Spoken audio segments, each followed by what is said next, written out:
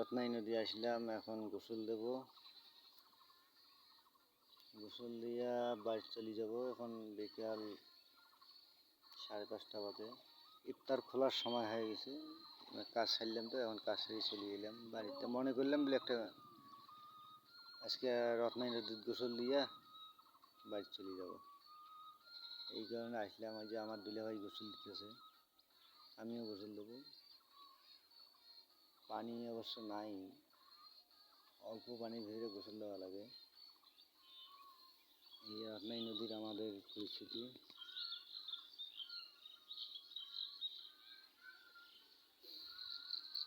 রত্নাই নদীর ওই পার দিয়া ওই যে তোমার আমন ধান মানে বড়ো ধান লাগাইছে, সুন্দর বড়ো ধান হয়ে গেছে। যে কতুলে অনেক অনেক বড়ো ধানের মনে করো শীষ এসে গেছে, শীষ বেড়াইতেছে।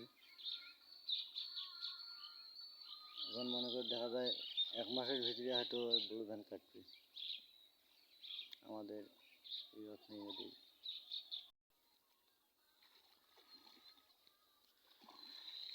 হ্যাঁ, তাহলে থাকো, আমি এখন গোসল দেবো। আমার বোন আইয়ে যে গোসল দিতেছে হাঁটু পানি দিয়া।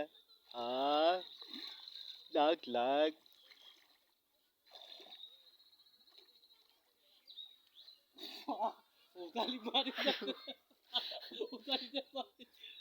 আমার ভগ্নি বুঝি গোসল দিতেছে।